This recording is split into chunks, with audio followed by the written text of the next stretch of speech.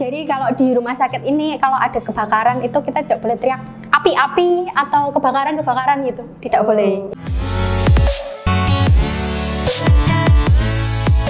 Informasi hari ini, Humas RSUD Jombang menyapa.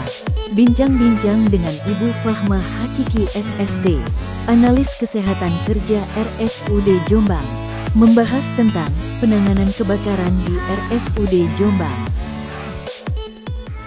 Assalamualaikum warahmatullahi wabarakatuh. Dengan saya Ana Triwulandari di acara Humas RSUD Jombang menyapa.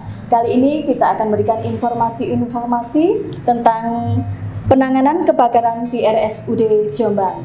Kali ini kita tidak sendiri, ditemani narasumber kita, pakar kita dari K3, yaitu Mbak Fatma Hakiki SST. Selamat pagi. Selamat pagi, Mbak Ana. Sehat, Mbak? Alhamdulillah Ya, sehat. saya panggil Mbak ya, sepantaran atau adik saya. boleh. Tapi dia lebih pakarnya dari K3. Insya Allah. Kembali ke tema ya.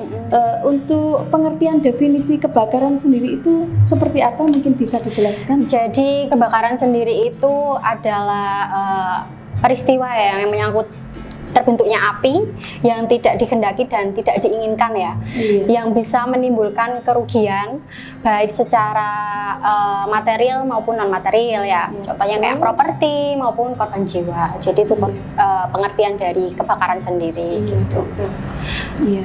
Mungkin dijelaskan lebih panjangnya. Oke, jadi kenapa kok hari ini kita mengambil tema kebakaran? Betul, ya? Jadi di rumah sakit sendiri ini ya Mbak ya, salah satu resiko terbesarnya adalah kebakaran. Nah, kenapa kok kebakaran gitu ya?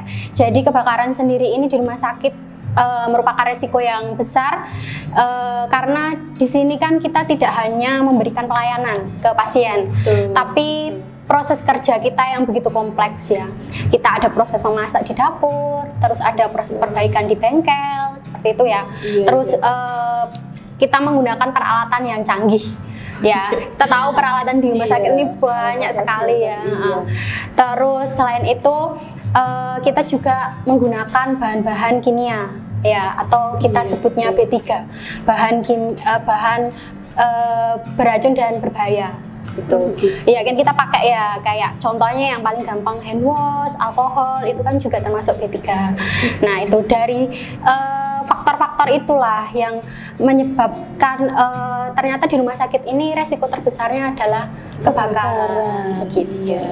Terus misalnya itu hal apa saja yang harus kita lakukan untuk mencegah kebakaran di rumah sakit ini itu seperti apa? Iya. Jadi pencegahan yang sudah kita lakukan ya, yang ada di RSUD Kabupaten Jombang ini. Yang pertama kita ada pengawasan terhadap pemakaian B3 itu tadi ya, Mbak Ana yang tadi saya sebutkan tadi.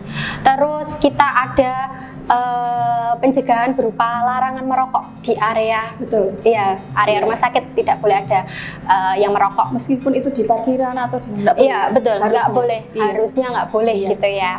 Terus kemudian kita ada menyediakan sarana proteksi kebakaran ya.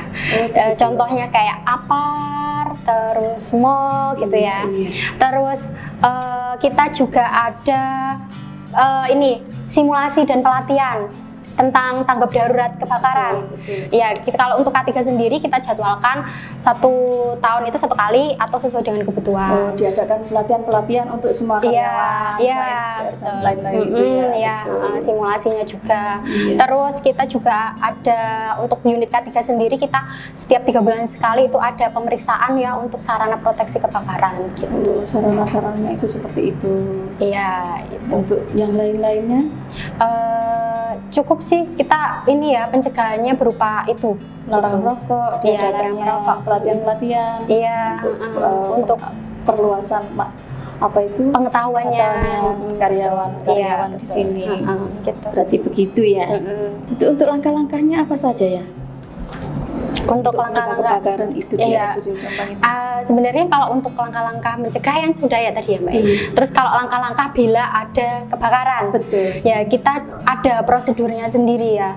Kalau untuk penanganan kebakaran sendiri, kita ada prosedur. Yang pertama kita teriak kotret.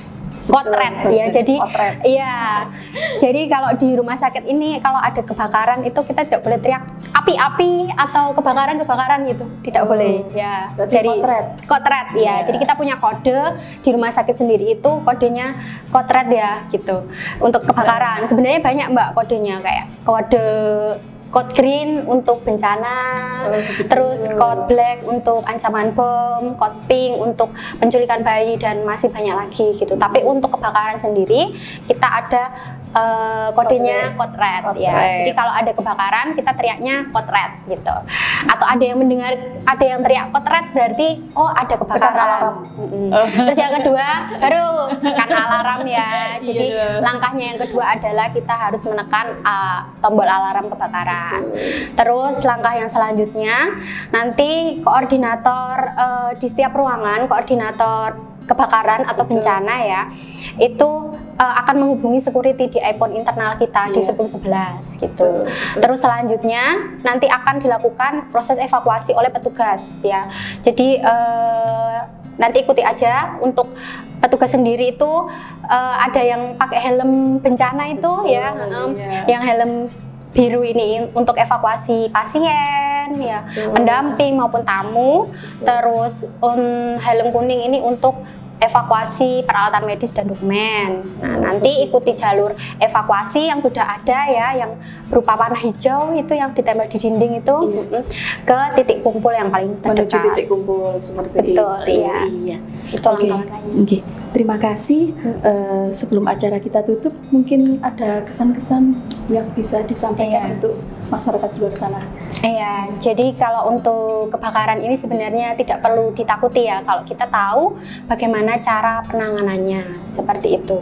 Jadi setiap kalau pengunjung ataupun tamu yang ada di rumah sakit ya, yang mengetahui adanya kebakaran itu jangan panik, segera lapor ke petugas di ruangan yang terdekat atau menghubungi ke security gitu.